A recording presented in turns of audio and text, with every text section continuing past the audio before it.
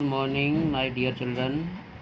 Today we shall read the poem The Squirrel. Squirrel means होती है गिलहरी. You may have seen a squirrel sitting on the ground eating a nut. आपने ज़मीन पर बैठी हुई गिलहरी को अखरोट खाते हुए देखा होगा. What did it look like? यह तब कैसी दिखती थी. Here is a poet's description of just such a squirrel. यहाँ ऐसी ही किसी गिलहरी का वर्णन कवि ने किया है. He wore a question mark for tail, an overcoat of grey. He sat up straight to eat a nut. He liked to tease and play, and if we ran around his tree, he went the other way. ये poem Mildred बाउअर्स Armstrong ने लिखी है. गिलहरी का वर्णन करता है कवि यहाँ पर. ही वोर ए क्वेश्चन मार्क फॉर टेल. गिलहरी की पूंछ प्रश्न चिन्ह की आकृति में दिखती थी. क्वेश्चन मार्क मतलब प्रश्न चिन्ह की आकृति में दिखती थी. वोर मीन्स पहने हुए होता है, पहने हुए, लेकिन यहाँ पर इसका मीन है दिखती थी. An over coat of grey. Overcoat, वह सलेटी रंग का ओवरकोट पहने हुए दिखती थी. He sat up straight to eat a nut. वह अखरोट खाने के लिए सीधी बैठी हुई थी. Straight means Sidhi. He liked to tease and play.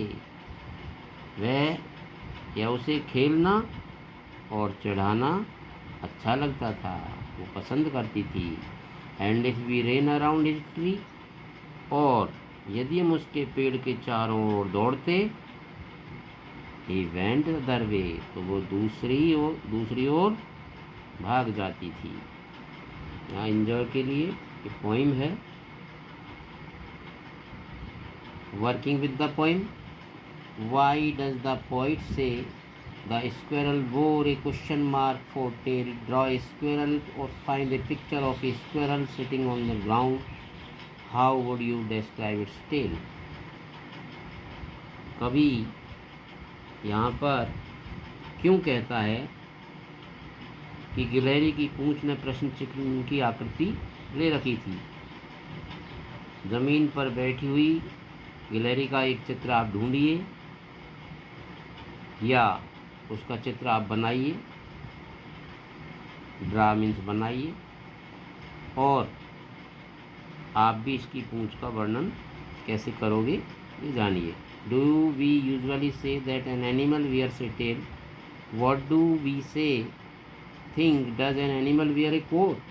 Consult a dictionary if you like and find out how wear is used in different way. जब गिलहरी अपने पिछले पैरों के सहारे ज़मीन पर बैठती है तो वह सीधी बैठती है. इसकी पूंछ प्रश्न चिन्ह या उल्टा एस की आकृति तो बना लेती है. जब ये इसे ऊपर उठाती है, मैं इसकी पूंछ को क्या है कि find out where is used of different veg.